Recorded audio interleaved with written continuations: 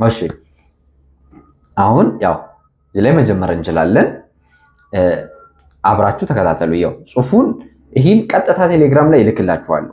ስለዚህ ከእናንተ የሚጠበቀው ሊንክ ከስራ አስቀምጥላችኋለሁ። ሊንኳን ተጭናችሁ ገብታችሁ ቴሌግራም ላይ መጽሐፉን ስልካችሁ ላይ ሆነ ኮምፒውተራችሁ ላይ አውርዳችሁ እንድታነቡ ፒዲኤፍ አድርጌ አስቀምጥላችኋለሁ ማለት ነው። አሁን በደንብ መከታተል ብቻ ነው። ወይ ደግሞ መጽሐፍ ከፈለጋችሁ ስንጨርስ እያስቆማችሁ ትጽፋላችሁ ማለት ነው። እሺ የመጀመሪያዋ ሀ። እሺ ሀ ሁ ሂ ሃ ሄ ህ ሆ ለ ሉ ሊ ላ ሌ ል ሎ ከዛ ድጋሚ እዚህ ላይ ሐመር ውሃን እናገኛለን። ሀ ሁ ሂ ሃ ሄ ህ ሆ መ ሙ ሚ ማ ሜ ም ሞ ሰ ሱ ሲ ሳ ሴ ስ ሶ ረ ሩ ሪ ራ ሬ ር ሮ ሰ ሱ ሲ ሳ ሴ ስ ሶ ሸ ሹ ሺ ሻ ሼ ሽ ሾ ቀ ቁ ቂ ቃ ቄ ቅ ቆ በ ቡ ቢ ባ ቤ ብ ቦ ተ ቱ ቲ ታ ቴ ት ቶ ኦኬ የመጀመሪያው ጨረስን ማለት ነው። እሺ የሚቀጥለው ቸ ቸ ቹ ቺ ቻ ቼ ች ቾ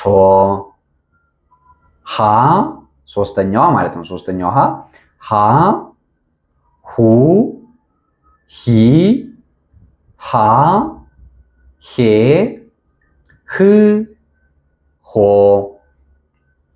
ነ ኑ ኒ ና ኔ ን ኖ ኘ ኙ ኚ ኛ ኜ ኚ ኞ አ ኡ ኢ አ ኤ እ ኦ ከ ኩ ኪ ካ ኬ ክ ኮ ኸ ሁ ሂ ሃ ሄ ህ ሆ ይሄኛውን ካያችሁ ይችኛዋ ትንሽ ኸ እንላታለን እንጂ ሌላው ከሃ ቤቶች ጋር ተመሳሳይ ነው። ስለዚህ አራተኛ ሃ ማለት ነው። ስለዚህ ከሞክሸ ፊደሎች ውስጥ ይሄ አራተኛው ሃ ነው ማለት ነው። ሃ ብዙ ፊደል ያላት ፊደል ነች። ብዙ ሞክሸ ያላት ፊደል ነች ከዚህ ከአማርኛ የፊደል ገበታ ውስጥ ማለት ነው። እሺ እንቀጥል። ወ ው ዊ ዋ ዌ ው ወ አ ኡ ኢ አ እ ኦ ዘ ዙ ዚ ዛ ዜ ዝ ዞ ዠ ዡ ዢ ዣ ዤ ዥ ዦ። መልካም። አሁን ሁለተኛውን ክፍል ጨረስን ማለት ነው። እሺ ወደ ሶስተኛው የ ከሚለው እንሄዳለን። የ ዩ ይ ያ የ ይ ዮ ደ ዱ ዲ ዳ ዴ ድ ዶ ጀ ጁ ጂ ጃ ጄ ጅ ጆ ገ ጉ ጊ ጋ ጌ ግ ጎ ጠ ጡ ጢ ጣ ጤ ጥ ጦ ጨ ጩ ጪ ጫ ጬ ጭ ጮ ጰ ጱ ጲ ጳ ጴ ጵ ጶ ጸ ጹ ጺ ጻ ጼ ጽ ጾ ጸ ድጋሚ ነው እዚህ ላይ ጸ ጹ ጺ ጻ ጼ ጽ ጾ። መልካም። ፈ ፉ ፊ ፋ ፌ ፍ ፎ ፐ ፑ ፒ ፓ ፔ ፕ ፖ። አሁን ፊደል ላይ ጨረስን ማለት ነው። አይ ቲንክ ቶሎ ቶሎ ነው ያልነው፣ ግን ደግሞ ጥርት አድርጌ ነው ያልኩላችሁ ብዬ አስባለሁ። ሶ ያው መደጋገም ትችላላችሁ። አሁን ቪዲዮውን ከዚህ እየተመለሳችሁ ፊደሎችን ማየት ትችላላችሁ ማለት ነው። ኦኬ እሺ፣ አሁን ወደሚቀጥለው ክፍል አንድ ላይ ነው የምንሄደው። ክፍል አንድ ባለ ሁለት ፊደል ቃላቶች እናያለን። በእርግጥ ባለ ሶስቶችም አሉ እዚህ ላይ። ያው እዚህ ላይ ሰ ይላል። ሰ ው ሰ ው ሰው ይላል። ው ሃ ውሃ ውሃ። እሺ አ ገ ር አገር አገር አገር። እ ና ቴ እናቴ እናቴ። ወ ተ ት ወተት ወተት ወተት። ቤት ቤት ቤት ቤት። እሳት እሳት እሳት እሳት። ልጅ ልጅ ልጅ ልጅ። አባቴ አባቴ አባቴ አባቴ። ዳቦ ዳቦ ዳቦ ዳቦ። እሺ አሁን የቤት እንስሳት እና ሌሎች ቃላት ይላል። እዚህ ላይ ደግሞ እዩ። እሺ አሁንም እዚህ ላይ በግ በግ በግ በግ። ዶሮ ዶሮ ዶሮ ዶሮ ዶሮ። ውሻ ውሻ ውሻ ውሻ። ስም ስም ስም ስም። ፍቅር ፍቅር ፍቅር ፍቅር። ላም ላም ላም ላም። ድመት ድመት ድመት ድመት። ስራ ስራ ስራ ስራ። ቀን ቀን ቀን ቀን። ሰማይ ሰማይ ሰማይ ሰማይ። እሺ ሌላኛው ክፍል ሁለታችን ደግሞ ባለ 3 ፊደላት እናያለን። እሺ እዚህ ላይ የመማሪያ እቃዎች የምንማርባቸው እቃዎች ለምሳሌ መጽሐፍ መጽሐፍ መጽሐፍ መጽሐፍ። ደብተር ደብተር ደብተር ደብተር። እርሳስ እርሳስ እርሳስ እርሳስ። ከተፈጥሮ ጋር የተገናኙ ደግሞ ፀሐይ ፀሐይ ፀሐይ ፀሐይ። ጨረቃ ጨረቃ ጨረቃ ጨረቃ። ደመና ደመና ደመና ደመና። እሺ ወንበር ወንበር ወንበር ወንበር። ዛፍ ዛፍ ዛፍ ዛፍ። አበባ አበባ አበባ።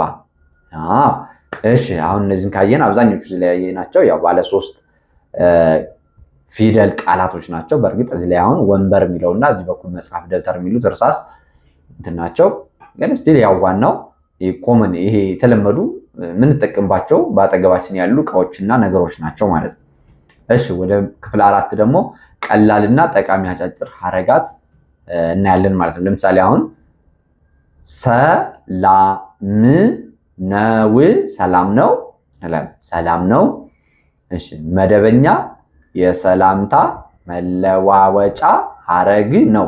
ስለዚህ ይህ ምንድነው? መደበኛ የሰላምታ መለዋወጫ ሐረግ ነው። ስለዚህ ማንኛውም ሰው ታገኙ ሰላም ነው ትላላችሁ። ይህ መደበኛ የሆነ ሰላምታ ነው ማለት ነው። እሺ እንኳን ደህና መጣችሁ እንኳን ደህና መጣችሁ እንኳን ደህና መጣችሁ። ይህ ደግሞ እንግዶችን በደስታ ለመቀበል የምንጠቀምበት ማለት ነው። ስለዚህ እንግዶችን በደስታ ለመቀበል የምንጠቀምበት አዲስ ሰው ሲመጣ እንግዳ ሲመጣ ምን ትላላችሁ? እንኳን ደህና መጣችሁ ትላላችሁ ማለት ነው። ዌልካም ማለት ነው። ስለዚህ እንኳን ደህና መጣችሁ።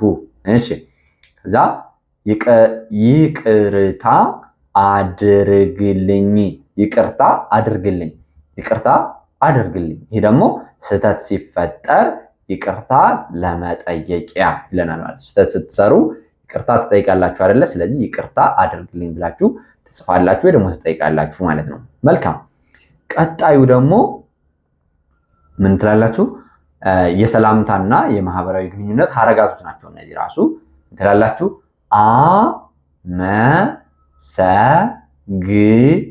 አመሰግናለሁ አመሰግናለሁ አመሰግናለሁ ትላላችሁ።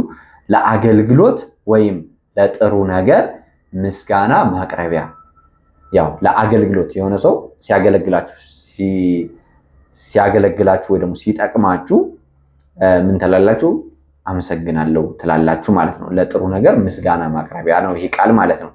ሌላኛው እባክህ እባክህ እባክሽ ለሴት እና ለወንድ ማለት ነው። እባክህ ስትሉ ለወንድ ነው፣ እባክሽ ለሴት።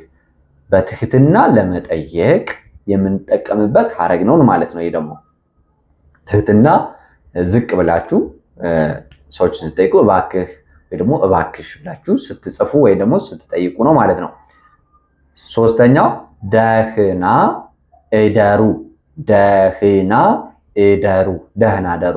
በምሽት መለያያ ወቅት የምንናገረው ነው ማለት ነው። ይሄ ደግሞ ምሽት ላይ ስንሰነባበት ደህና ደር፣ ደህና ደሩ፣ ደህና ደሪ እያልን እንጠቀመዋለን ማለት ነው። ኦኬ ሌላኛው የዕለት ተዕለት ጠቃሚ ሐረጋቶች ናቸው። እነዚህም በተመሳሳይ በትምህርት ቤት ውስጥ ትምህርት ቤት እያላችሁ ልትጠቀሟቸው የምትችሉ ቃላቶች ትምህርት እወዳለሁ፣ ትምህርት እወዳለሁ።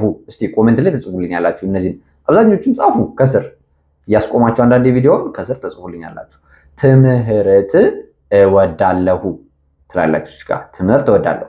መጽሐፍ ላንብብ፣ መጽሐፍ ላንብብ፣ መጽሐፍ ላንብብ ትላላችሁ ማለት ነው።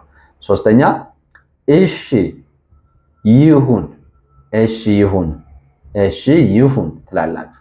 ኦኬ በቤትና ፍላጎትን መግለጫ ቤት ላይ ስትሆኑ ለምሳሌ እናቴን እወዳታለሁ፣ እናቴን እወዳታለሁ፣ እናቴን እወዳታለሁ ትላላችሁ። ርቦኛል ዳቦ ስጠኝ ትላላችሁ። ርቦኛል ዳቦ ስጠኝ ትላላችሁ። እናንተ ደግሞ እስኪ እርቦኛል እንጀራ ስጠኝ ብላችሁ መጻፍ ትችላላችሁ ከስር። ዛሬ ደስተኛ ነኝ፣ ዛሬ ደስተኛ ነኝ ትላላችሁ። ዛሬ ደስተኛ ነኝ። ኦኬ ወደ ኔክስት እንሂድ። ክፍል 4 ለንባብ ልምምድ የሚሆን አጭር ተረት እናያለን ማለት ነው። እችን ተረት አብረን እናነባታለን። ስለዚህ በደንብ ተዘጋጁ። ይኸው ከዕለታት አንድ ቀን፣ ከዕለታት አንድ ቀን በአንድ ትልቅ ጫካ ውስጥ አንድ ኩሩ አንበሳ ነበረ። ስለዚህ ከዕለታት አንድ ቀን በአንድ ትልቅ ጫካ ውስጥ አንድ ኩሩ አንበሳ ነበረ። እሺ አንበሳው ጫካውን በሙሉ እኔ ብቻ ነኝ የምገዛው እያለ ይፎክር ነበር። ስለዚህ አንበሳው ጫካውን በሙሉ እኔ ብቻ ነኝ የምገዛው እያለ ይፎክር ነበር። እሺ አንድ ቀን ግን አንበሳው በትልቅ መረብ ውስጥ በድንገት ተያዘ። እሺ ስለዚህ አንድ ቀን ግን አንበሳው በትልቅ መረብ ውስጥ በድንገት ተያዘ። ጉድ ሊወጣ አልቻለም። በጣም ጨነቀው። ጮኸ፣ አገሳ። ነገር ግን ሊረዳው የመጣ ምንም እንስሳ አልነበረም። ስለዚህ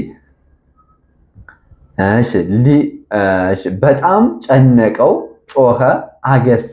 ነገር ግን ሊረዳው የመጣ ምንም እንስሳ አልነበረም እንላለን። እሺ ሁሉም ፈሩት። እሺ ይቀጥላል። በዚህ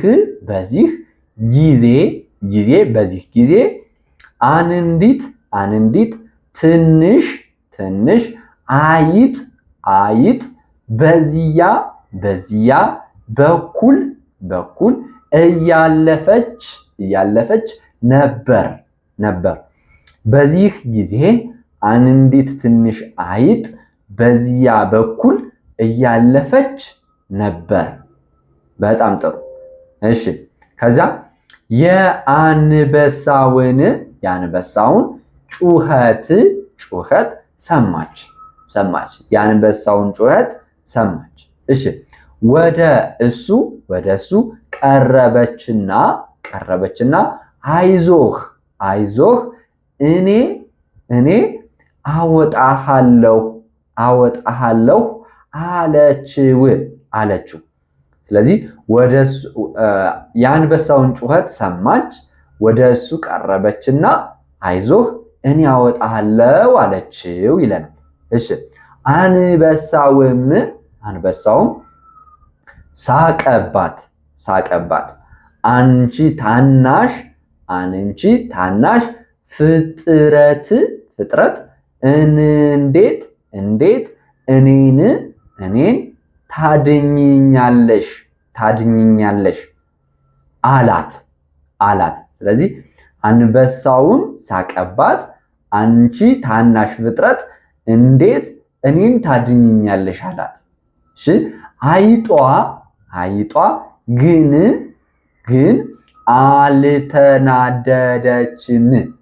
አልተናደደችም። አይጧ ግን አልተናደደችም። በሹል ጥርሶቿ መረቡን ቀስ በቀስ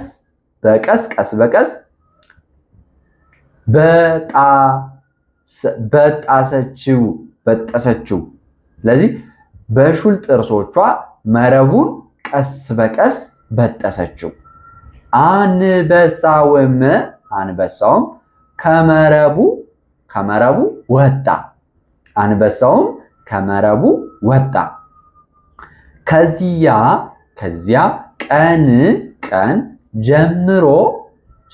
ከዚያ ቀን ጀምሮ ማንንም መናቅ እንደሌለበት ተረዳ።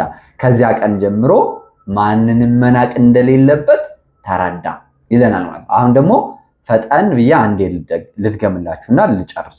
ከዕለታት አንድ ቀን በአንድ ትልቅ ጫካ ውስጥ አንድ ኩሩ አንበሳ ነበረ። አንበሳው ጫካውን በሙሉ እኔ ብቻ ነኝ የምገዛው እያለ ይፎክር ነበር። አንድ ቀን ግን አንበሳው በትልቅ መረብ ውስጥ በድንገት ተያዘ። ሊወጣ አልቻለም። በጣም ጨነቀው፣ ጮኸ፣ አገሳ። ነገር ግን ሊረዳው የመጣ ምንም እንስሳ አልነበረም። ሁሉም ፈሩት። በዚያ ጊዜ አንዲት ትንሽ አይጥ በዚያ በኩል እያለፈች ነበረ። የአንበሳውን ጩኸት ሰማች። ወደ እሱ ቀረበችና አይዞህ እኔ አወጣለሁ አለችው። አንበሳውም ሳቀባት። አንቺ ታናሽ ፍጥረት እንዴት እኔን ታድኝኛለሽ አላት። አይጧ ግን አልተናደደችም። በሹል ጥርሶቿ መረቡን ቀስ በቀስ በጠሰችው። አንበሳውም ከመረቡ ወጣ። ከዚያ ቀን ጀምሮ ማንንም መናቅ እንደሌለበት ተረዳ ይለናል ማለት ነው። ስለዚህ አሁን የተረቱ መልእክት ምንድን ነው? አሁን በዚህ ውስጥ ማንኛውንም ፍጥረት በታናሽነቱ መናቅ የለብንም፣ ትንሽ ልጆችም ትልቅ ነገር መስራት ይችላሉ የሚል መልእክት አለው። የልጆች ተረት ነው። ስለዚህ ዛሬ እናመሰግናለን። ቀጣይ ደግሞ እንግዲህ ሌሎችን ይዘቶች ይዤ መጥቻለሁ። እናንተ በደንብ እንዲገባችሁ የሚያስችሉ ኮንተንቶችን አቀርብላችኋለሁ። ከእናንተ የሚጠበቀው ላይክ፣ ሰብስክራይብ እና ሼር ማድረግ ለሌሎቹ። በግል መማር ከፈለጋችሁ ደግሞ የተደራጀ ኮርስ አለን። ከኬጅ ፊደል ከመቁጠር ጀምሮ በደንብ ማንበብና መጻፍ እስከምትችሉ የሚያስችላችሁ ፕሮግራም አለን ማለት ነው። ይህንም ለማድረግ ደግሞ በሳምንት 5 ቀን አስቡት፣ በሳምንት 5 ቀን ከሰኞ እስከ ዓርብ ማለት ነው። ከስራ ውጭ በምትሆኑበት እናንተ በምትመርጡት ሰዓት ማለት ነው። ስለዚህ በጣም በአጭር ቀን መጻፍና ማንበብ ትችላላችሁ ማለት ነው። በውስጥ መስመር ስልኬን ተጠቅማችሁ አሊያም ደግሞ ከስር ባሉት ሊንኮች ቴሌግራም ላይ፣ ዋትሳፕ ላይ እና ኢሞ ላይ ገብታችሁ አናግሩኝ። ትምህርታችሁን ዛሬውኑ ጀምሩ መልክቴ ነው። በተረፈ እስከዚህ ሰዓት አብራችሁ ስለቆያችሁ ከልብ አመሰግናችኋለሁ። ሰላማችሁ በያላችሁበት ይብዛልኝ። ሰላም፣ ፍቅር፣ ጤና ለሀገራችን። ይህ የእናንተው ምርጥ ፋኖስ ኢትዮጵያ ነው።